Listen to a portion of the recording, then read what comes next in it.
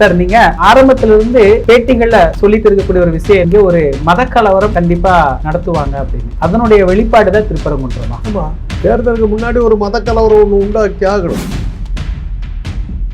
வெறும் தெய்வான மாத்திரம் இருக்கிற இடத்துல ஏற்றுறீங்க. வள்ளிங்கிற பட்டியலத்து பெண்ணை நீங்க கேவலப்படுத்துங்க. குடும்பத்துக்குள்ளார குழப்பத்தை உண்டாக்குறீங்களா? முருகன் குடும்பத்தில் ஜட்ஜா நியமிக்கப்படும் போது அவங்களுக்கு மருத்துவ சான்றிதழ் கொடுக்கணும். அவங்க புத்திசுவாதி இனத்தவர் தான் இருக்காங்கங்கிறத கட்டாயப்படுத்தும். மத வெறியர் அவர். முருகன் கோயில் கீழே இருக்குதுங்க. அதை விட்டுட்டு நீங்க என்னத்துக்கு மேலே போய் ஏற்றுறீங்க? முஸ்லீம் கலவரத்தை ஒன்று உண்டாக்கணும்.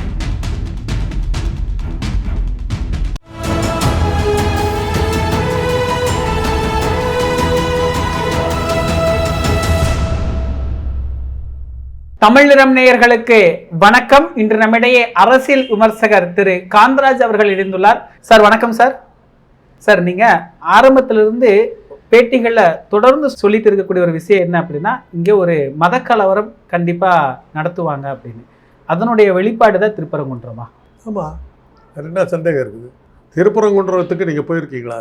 போயிருக்கிறேன். அது ஒரு குடைவரை கோயில், பெரிய பாறை.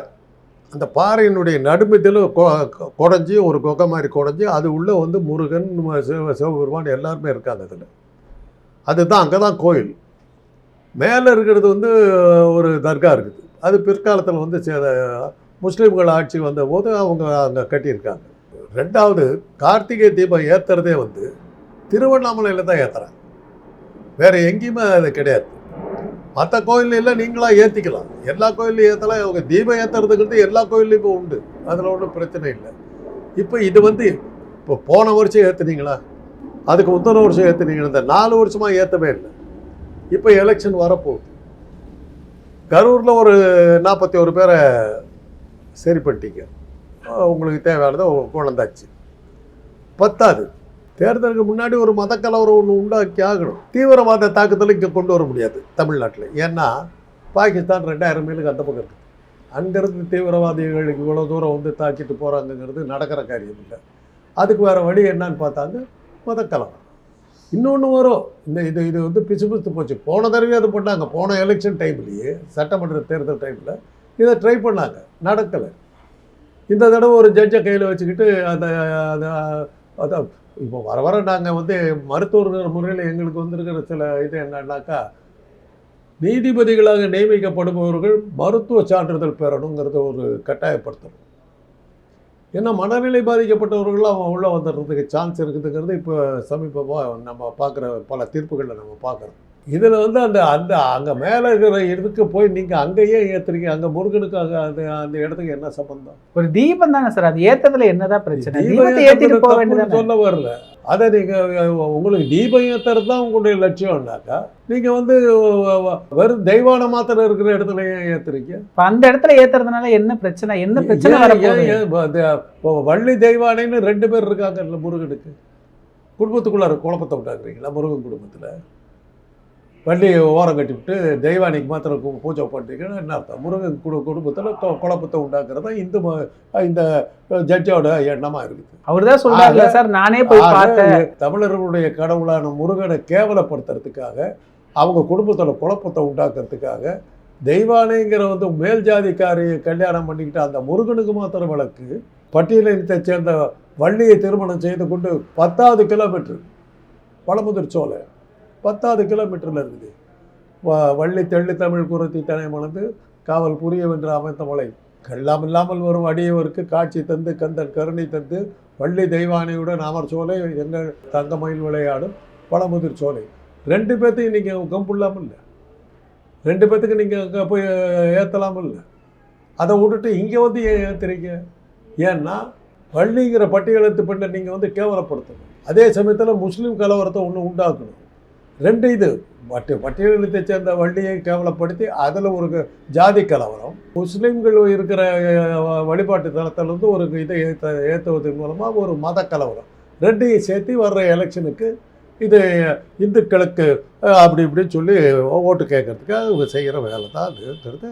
இப்போ இதுக்கு மேலே என்ன வழக்கம்? உங்களுக்கு என்ன தேவை இருக்குது? சார் நீதிபதியே சொல்றாரு, நான் போய் அங்கே நேரடியாக பார்த்து அந்த தீபத்தூந்தா தீப ஏத்துறதுக்கு தகுந்த மாதிரி மேலே இடம் எல்லாம் இருக்குது, எண்ணெய் ஊத்துறதுக்கு இருக்குது. அதில் தீபம் ஏற்றுறதுனால ஏன் மத கலவரம் வந்துருமா? தமிழ்நாட்டில் எத்தனையோ கோயில்கள் இருக்குது, இந்து முஸ்லீம் கோயில்கள் பக்கத்தில் இருக்குது, எல்லா இடத்துலையும் மத கலவரம் வந்துக்கிட்டு தான் இருக்குதா? இல்லையே, இது அப்புறம் என்னத்துக்கு இங்கே போய் இது பண்ணுறீங்க? இது வந்து முஸ்லீம் தர்கா இருக்கிற இடத்துல ஏன் ஏற்றணும் நீங்கள்? சார் தீபத்தூண் இருக்கிற இடத்துல உங்களுக்கு முருகன் மேலே அக்கறை இருந்தால் நான் தான் சொல்கிறேன், வள்ளி தெய்வானையோட நமர் சோலை அங்கே போய் ஏற்ற நீ அதையே அங்கேயும் ஏற்றலை.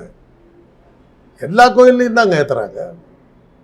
இங்கே தானே நீங்கள் வந்து ரகலை பண்ணிட்டு வர்றீங்க. அவங்களுடைய உரிமைன்னு சொல்கிறாங்களா சார்? நேற்று கூட உச்ச நீதிமன்றத்தில் எல்லாம் வழக்கு போகுது, இங்கே நீதிமன்ற அவமதிப்பு வழக்கு போகுது. அது வந்து உரிமை அப்படின்னு தானே சொல்கிறாங்க. எப்படி என்ன உரிமை? அங்கே தான் தீபம் நாங்கள் ஏற்றிட்டு இருந்தோம், அங்கே ஏற்றுறோம் அப்படின்னு சொல்கிறாங்க. இல்லையா, அங்கே ஏற்றலையே. முருகன் கோயில் வந்து கீழே இருக்குதுங்க, நடுமத்தியில் இருக்குதுங்க, கோக கோயிலுங்க. அங்கே தாங்க முருகன் இருக்காரு, அங்கே தானங்க நீங்கள் ஏற்றணும். அதை விட்டுட்டு நீங்கள் என்னத்துக்கு மேலே போய் ஏற்றுறீங்க? அது ஏற்றுனா என்ன பிரச்சனை? ஏன் அங்கே போய் ஏற்றுறீங்கிறதான் கேள்வி. முருகன் இருக்கிற இடத்துல ஏற்ற வேண்டித்தானே. அவங்க தான் சொல்கிறாங்களே சார், அது தீபத்தூணு, அதனால நாங்கள் தீபத்தூணுன்னு வைக்கல. அது வந்து ஒரு இதுதாங்க, எல்லைக்கல் தான். எதை அடிப்படையாக வச்சு அது எல்லைக்கல் அப்படிங்கிறீங்க? அது காலாகாலமாக உள்ள கல். இது அதில் தீபம் ஏற்றுறதுக்கு இப்படி இது வச்சு கம்பா மாதிரி வச்சு இது பண்ணுவாங்களா தீபம் ஏற்றுவாங்களா? சொல்லுங்க பார்க்கணும். ஒரு அளவுக்கு அது மூளை வேணாமா? அதனால தான் சொல்கிறேன், ஜட்ஜாக நியமிக்கப்படும் போது அவங்களுக்கு மருத்துவ சான்றிதழ் கொடுக்கணும். மூளை அடிப்படையில் வந்து அவங்க ஒழுங்காக இருக்கிறாங்க, அவங்க வந்து புத்தி சுவாதீனத்தோடு தான் இருக்காங்கங்கிறத வந்து கட்டாயப்படுத்தணும். அப்போ நீங்கள் நீதிபதி புத்தி சுவாதீனம் இல்லாதவர்னு சொல்கிறீங்களா? சந்தேகம் வருது இல்லை. இது அபாண்டமான ஒரு நீதித்துறையா, ஒரு நீதிபதியா எப்படி சார் கேள்வி எழுப்ப முடியும்? நீதிபதிங்கிற ஒரு மனிதர் தானே, மரியாதைக்குரியவர் இல்ல. சரி, எல்லாத்துக்கும் மேல உடம்பு சரியில்லாம போவாதா? அவருக்கு பல்லு வலி வராதா? அவருக்கு கழுத்து வலி வராதா? நீதிபதின்றதுக்காக எப்படி நீதிபதியே தாக்கலாம்? அவருக்கு கொரோனா வராதா? மனுஷன் தாங்க, பட்டை தீட்டிட்டு வர்றாருங்க. ஒரு நீதிபதி பட்டை தீட்டிட்டு வரலாமா? அது அவருடைய உரிமை தானே சார். உரிமைங்கிறது வந்து எங்கேயாவது சட்டத்தில் இடம் இருக்கா? நீதிபதி பட்டத்தை சட்டத்தில் இல்லைங்க. நீங்க நீதி வலுவா நெறிமுறையில் இருக்கணும். நீங்க யாருக்கும் ஒரு பக்கம் சமன் செய்து சீர்தூக்கும் கோல் போல அமைந்தொரு போல் கோடாமை சான்றோருக்கு அணியுங்க. நீங்க வந்து உங்களுடைய மத அடையாளங்கள் எல்லாத்தையும் நீங்க வெளியில விட்டுட்டு கோர்ட்டுக்குள்ள எதுக்காக அந்த இதை கவனம் போடுறீங்க? எதுக்காக அந்த இன்சிக்னியா மாற்றுறீங்க? எதுக்காக அந்த ஃபாரின்ல வந்து இதெல்லாம் போடுறீங்க? அதை போட்டதுக்கப்புறம் நீங்கள் வந்து எல்லாத்துக்கும் அப்பாற்பட்டு போயிடுறீங்க. அதெல்லாம் நீங்கள் வரக்கூடாது. பட்டை தீட்டிக்கிட்டு இவ்வளோ பெரிய பொட்டை வச்சுக்கிட்டு ஒரு மதத்தினுடைய ஆள் அப்படின்றத காட்டிக்கிட்டு வர்றதுக்கிட்ட போய் எப்படி நேர்மையான நீதியை எதிர்பார்க்க முடியும்? எப்படி எதிர்பார்க்க முடியும்? அவர் இப்படி தான் கொடுப்பார். அதனால தான் அந்த அதிகாரி சொன்னார், இந்து முன்னணிக்காரர் வந்து முரட்டினாங்க, ஐ வில் ஃபேஸ் த தடை விதிச்சதான், I will face the consequence நேரத்தை தொட்டு பார்க்கலான்னா ஓடி போயிட்டான். ஊர் ஜனங்க கூடிய மக்கள் அதை வந்து ஆதரிக்கலைங்க. மதுரையே நீங்கள் பொங்கி இருக்கணுமில்ல, எப்படி நான் தடுக்கலாம் அப்படி சொல்லி இருக்கணுமில்ல. நீதிபதி கொடுத்ததுக்கு பிறகு எப்படி நீங்கள் வந்து தடை உத்தரவு போடலான்னு சொல்லி இது பண்ணுவீங்க? வரலையே. போன தடவை தான் பண்ணிக்க, நடக்கலையே. தேர்தல் நேரத்தில் வந்து ஒரு மத கலவரத்தை உண்டாக்கணும். தீவிரவாத தாக்குதல் இங்கே கொண்டு வர முடியாது, ரொம்ப தூரம் ஜாஸ்தி. கரூரில் ஒரு ஒரு ஏதோ ஒரு காரணத்தை காட்டி ஒரு 40 பேர் ஏற்கனவே வந்தாச்சு. இன்னும் இருக்குது. இது 10ல் இது சரியாக வரல. எப்படி பகல்காம் வந்து சரியாக எல்லாம் போச்சோ, பிசுபிசுத்து போச்சோ, அது மாதிரி இதுலேயும் சரியாக உங்களுக்கு வரல. அதனால் இன்னொரு கலவரம் வரும். தேர்தலில் வந்து மார்ச்சில் வருது, பிப்ரவரியில் அல்லது ஜனவரியில் ஒரு கலவரம் வரும். இப்போ ஸ்டாலின் இந்த கலவரத்தை முறியடிச்சிட்டாருன்னு அப்படின்னு எடுத்துக்கலாமா? இப்போ ஒன்றும் மதுரை அமைதியாக தானே இருக்குது. மதுரை அமைதியாக தானே. இப்போ இது பாராளுமன்ற அளவில் பேசக்கூடிய ஒரு விஷயம் ஆயிடுச்சு. இந்திய அளவில் இது ஒரு பெரிய இஷ்யூ ஆக்கிட்டாங்க. இப்போ நேற்று பாராளுமன்றத்தில் அனுராக் காஷ்யப் சொல்கிறார், ஒரு நீதிபதியுடைய தீர்ப்பை இந்த அரசாங்கம் மதிக்கலை அப்படின்லாம் சொல்கிறார். அந்த நீதிபதி உச்ச நீதிமன்ற நீதிபதி தலைமை நீதிபதி கொடுத்த தீர்ப்பை தூக்கி எறிஞ்சுட்டு போனவருங்க. அவர் செய்யலாம், இவர் செய்யக்கூடாதா? அந்த நீதிபதி என்னத்த மரியாதை கொடுத்தாரு? சுப்ரீம் கோர்ட்டு கொடுத்த உத்தரவை தூக்கி எறிஞ்சுட்டு கொடுத்த ஜட்ஜ்மெண்ட் இருக்குதுங்க அவர்கிட்ட. அப்படிப்பட்ட ஆள் வந்து சட்டத்தை மதிக்கிறவர்னு எடுத்தால் எப்படி யாரும் எப்படி எடுத்துக்க முடியும் சொல்லுங்கள்? எதுக்காக முன்சிபல் கோர்ட் வைக்கிறோம், முன்சிபல் கோர்ட்லேருந்து மேஜிஸ்ட்ரேட் கோர்ட் வைக்கிறோம், மேஜிஸ்ட்ரேட் கோர்ட்லேருந்து டிஸ்ட்ரிக்ட் கோர்ட் வைக்கிறோம், டிஸ்ட்ரிக்ட் கோர்ட்லேருந்து வந்து ஹைகோர்ட் வைக்கிறோம், ஹைகோர்ட்லேருந்து சுப்ரீம் கோர்ட் வைக்கிறோம். எதனால் தப்பு நீ செய்வேன்? அதனால தான் நாங்கள் அதை சரிப்படுத்தணுங்கிறதுக்காக தான் ஒவ்வொரு ஜட்ஜ்மெண்ட்டுக்கும் நம்ம வந்து மேல்முறையீடு பண்ணுறோம். அப்படி இருக்கும்போது ஜட்ஜு சரியாக இருக்க மாட்டாருன்னு தானே அர்த்தம். சொல்லுங்கள். ஜட்ஜிக்கு வந்து கேள்வியை கேட்கக்கூடாதுன்னா அப்புறம் என்னத்துக்கு ஹைகோர்ட் இருக்குது, ஹைகோர்ட்டுக்கு அப்புறமா எல்லாம் என்னத்துக்கு சுப்ரீம் கோர்ட் இருக்குது. சரி, இப்போ சுப்ரீம் கோர்ட்ல விசாரணை நடக்குது, இது என்ன தீர்ப்பு வரும்னு நினைக்கிறீங்க நீங்க? அது யார் கையில் இருக்குதுங்கிறத பொறுத்து இருக்குது, யார் அந்த ஜட்ஜி யாருங்கிறத பொறுத்து இருக்குது. இப்போ இவருக்கு வந்து கவர்னர் போஸ்ட் ரெடிங்கிறாங்க, இப்போ இந்த ஜட்ஜ்மெண்ட் கொடுத்துருக்கு. இப்போ இந்துக்கள் வெர்சஸ் முஸ்லிம்ஸ் அப்படி ஒரு சண்டையை திட்டமிட்டு தான் இவங்க இதெல்லாம் பண்றாங்கன்னு நீங்க சொல்ல வரீங்களா? ஹிந்துங்கிற பேரில் ஒரு கூட்டம் இருக்குது சுற்றிக்கிட்டு இருக்குது. ஹிந்துவுக்கு தமிழ்நாட்டுக்கு என்ன சம்பந்தம்? ஹிந்துன்னு ஒரு மதம் இருக்கா?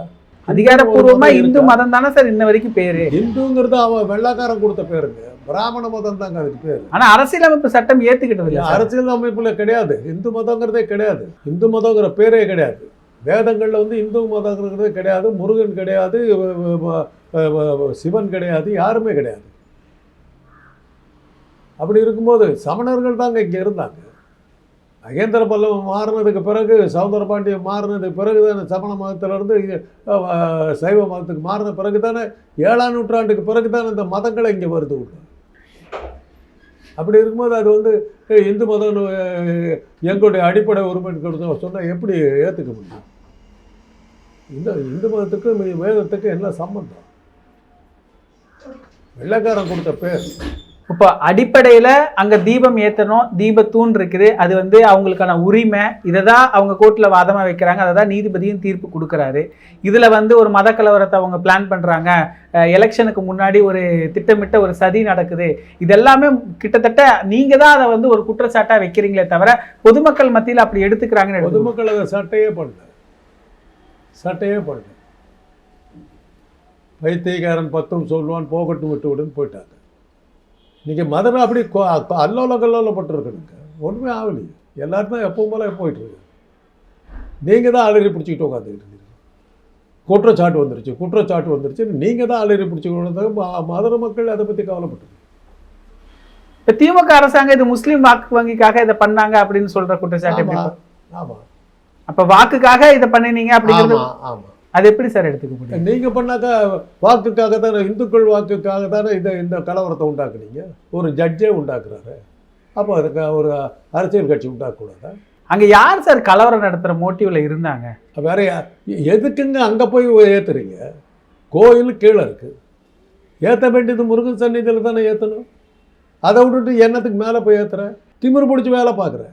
எண்ணமே வந்து மத கலவரத்தை உண்டாக்கி அதில் ஆட்சிக்கு வந்து கொள்ளடிக்கணுங்கிறது தான் உன்னுடைய எண்ணம். மக்களுக்கு நன்மை செய்கிறதுக்காக வர்ற, நன்மை செய்கிறதாக்க மக்கள் அமைதியாக இருக்கணும்னு நினைக்கணும். ஒரு ஜட்ஜி என்னங்க நினைக்கணும்? இப்படிப்பட்ட ஒரு இதை வந்து நம்ம அலோவ் பண்ணோம்னா அங்கே ஒரு கலவரம் வரும், மக்கள் பாதிக்கப்படுவாங்கங்கிறது தான் ஒரு ஜட்ஜி. அது கூட தெரியாமல் ஒரு ஆள் ஜட்ஜாக வேலை பார்த்துக்கிட்டு இருக்காரு. நான் அதான் சொல்கிறேன், ஜட்ஜாக நியமிக்கப்படுபவர்கள் வந்து மருத்துவ பரிசோதனை செஞ்சு சர்டிஃபிகேட் கொடுத்தப்பறம் தான் ஜட்ஜாக நியமிக்கப்படணுங்கிறது ஒரு சட்டத்தை கொண்டு வரணும். இல்லாட்டி போனால் இப்படிப்பட்ட ஆபத்துக்கிட்டு தான் வரும். இப்போ நீங்கள் நீதிமன்றத்தையே கேள்வி வைக்கிறது அப்படிங்கிறது, இப்போ நீதிமன்ற அவமதிப்பு வழக்கு ஒரு சைடு போய்கிட்டு இருக்குது, அதே மாதிரி சுப்ரீம் கோர்ட்டில் மேல்முறையீடு வழக்கு இருக்குது. அப்போ இது ரெண்டுமே வந்து நியாயத்துக்கு தீர்ப்பு வழங்காது, நீதிமன்றம் தவறான ஒரு தீர்ப்பை தான் வழங்கும் அப்படின்னு நீங்கள் சொல்ல வரீங்களா? வழங்கி இருக்காங்களே. கலவரம் வரும் தெரிஞ்சே அந்த ஜட்ஜு கொடுக்குறாருன்னா என்ன அர்த்தம்? ஆனால் கலவரத்தில் என்னைக்கு அவர் பட்டை தீட்டிட்டு வந்துட்டாரோ அவர் வந்து ஒரு ஜட்ஜு கிடையாதுங்க. அவர் ஜட்ஜு கிடையாது, ஒருதலை பட்சமானவர், அவர் மத வெறியர். அவர்கிட்ட நியாயத்தை எப்படி எதிர்பார்க்க முடியும்? இப்போ இந்த திருப்பரங்குன்ற மக்களோட நிலைப்பாடு, அவங்களுடைய இது எப்படி பார்க்குறீங்க? மக்களுடைய நிலைப்பாடு இருந்ததுனாக்கா அந்த எல்லாம் தீபத்தை ஏற்றிக்கிட்டு அத்தனை பேர் ஏறி இருப்பாங்களே மேலே. யார் தடுத்து பார்க்கலான்னு போயிருப்பாங்களே. 4 உதவ வாங்கினவங்களும் ஓடி போயிட்டாங்க, தடியடி நடத்துனாங்க, தலை தெரிஞ்சு ஓடி போயிட்டாங்க. அது ஜனங்க விசில் அடித்து அவங்கள அடிக்கும் போது ஜனங்க கொண்டாடுறாங்க. பார்த்தீங்கல்ல, வீடியோ வந்தது இல்லை. இப்போ மக்கள் வந்து தெளிவாக இருக்கிறாங்க, பாஜக தான் இதை செய்யுது அப்படிங்கிறதா உலகத்துக்கே தெரியும். உங்கள் போகிற மீடியாக்களை தவிர மிச்சம் எல்லாத்துக்கும் தெரியும். ஆனால் அது கலவரம்னு சொல்கிறது மிகப்பெரிய வார்த்தை தானே சார்? இது கலவரம் அப்படின்னு ஒரு எதையா வேணாலும் சொல்லிட்டு போவாங்க. நீங்கள் வந்து இதெல்லாம் நியாயப்படுத்துறதுக்கு கஷ்டப்படுறீங்க. வாழ்த்துக்கள், ட்ரை பண்ணுங்க. ஒரு கலவரத்தை உண்டாக்கணுங்கிறதெல்லாம் நீங்கள் உயிரை கொடுத்து இது பண்ணுறீங்க, ட்ரை பண்ணுங்க. நடக்கலை. 7ஆம் நூற்றாண்டில் இருந்து தோற்று கொண்டு இருக்கிறது சனாதனம், அது மாத்திரம் தெரியும். இன்னைக்கு வரலும் சனாதனம் ஜெயிச்சதா வரலாறே கிடையாது. தீபாவளி வந்து சமணர்கள் பண்டிகை, அதை நிறுத்த முடியல. கங்கா ஸ்நானம் ஆச்சான்னு கும்பிடுறீங்க. ஐராவதங்கிற விநாயகர் பௌத்த மத சின்னம், அதை முழு முதற் கடவுளாக ஏற்றுக்கிட்டு கோயிலுக்குள்ளார வச்சுட்டு கூப்பிட்டுக்கிட்டு தெரியும் எடுக்க முடியல உங்களால். இதுதான் சனாதனம். அந்த சாமியை ஏற்றுக்கிட்ட வேறு வழி இல்லை உனக்கு, கதி இல்லை.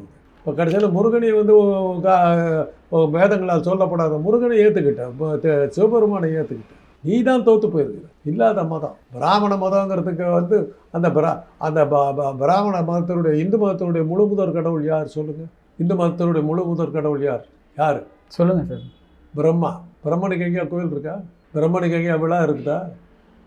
பிரம்மனுக்கு தீபம் ஏற்றுறீங்களா? நாய் கூட சேர்ந்துருது. ஆக முழு முதற் கடவுளே தூக்கி ஓரம் கட்டிவிட்டீங்க. ஏன்னா 4-5 தலையோடு இருந்தாருங்க பிரம்மா. பொய் பேசினார். சிவபெருமானோட தலையை தலையும் பார்த்துட்டேன் காலையும் பார்த்துட்டேன்னாரு. அப்படி ஒரு கிள்ளி ஒரு தலையை பிச்சை போட்டு மரியாதையாக நடத்துக்கன்னு சொல்லி சிவபெருமான் சொல்லிட்டு போயிட்டார். அப்படி பொய் பேசுனதுனால தான் அவருக்கு எங்கேயுமே விழாவும் கிடையாது, கோயிலும் கிடையாது, எதுவும் கிடையாது.